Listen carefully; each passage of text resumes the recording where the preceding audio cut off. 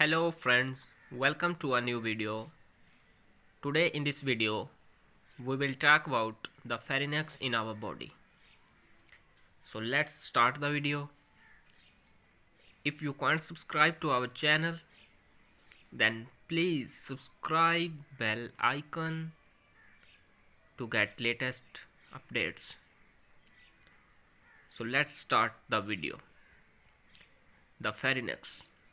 Pharynx is situated behind the nasal cavities, the mouth and the larynx, and may be divided into nasal, oral, and laryngeal parts. The pharynx is funnel shaped, its upper wider and lying under the skull, and its lower narrow end becoming continuous with the esophagus opposite the sixth cervical vertebra. The pharynx has a musculo-membranous wall which is deficient anteriorly. Here it is replaced by posterior openings into the nose, the opening into the mouth, and the interior of the larynx by means of the auditory tube. The mucous membrane is also continuous with that of the tympanic cavity. Muscles of the pharynx.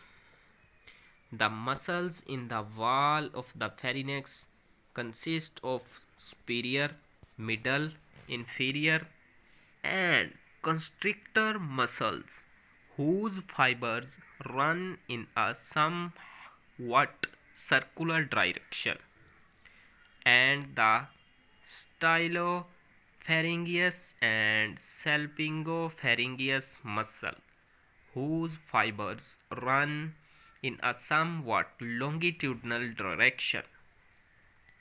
The three constrictor muscles extend around the pharyngeal wall to be inserted into a fibrous band or raphe that extends from the pharyngeal tubercle on the basilar part of the occipital bone of the skull down to the esophagus.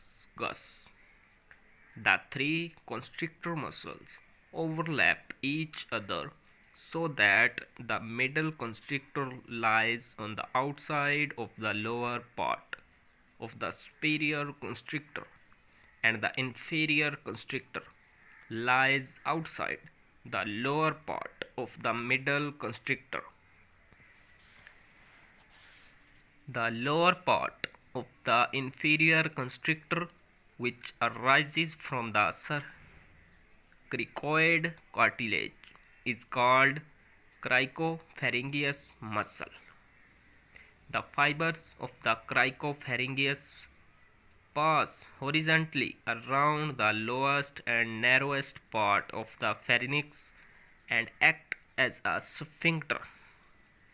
Killian's dehiscence is the area on the posterior pharyngeal wall between the upper propulsive part of the inferior constrictor and the lower sphincteric part, the cricopharyngeus.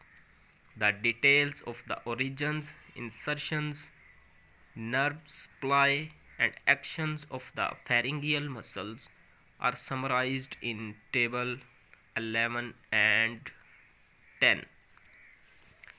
Interior of the pharynx.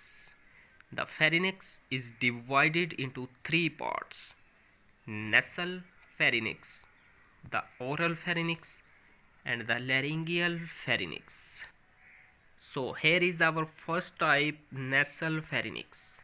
This lies above the soft palate and behind the nasal cavities. In the submucosa of the roof is a collection of lymphoid tissue called the pharyngeal tonsil. The pharyngeal Isthmus is the opening in the floor between the soft palate and the posterior pharyngeal wall. On the lateral wall is the opening of the auditory tube, the elevated ridge of which is called the tubal elevation. The pharyngeal recess is a depression in the pharyngeal wall behind the tubal elevation. The salpingopharyngeal fold is a vertical fold of mucous membrane covering the salpingopharyngeus muscle. So here is our video, and we have remaining two categories of pharynx, and we can discuss in our next video. Goodbye till next.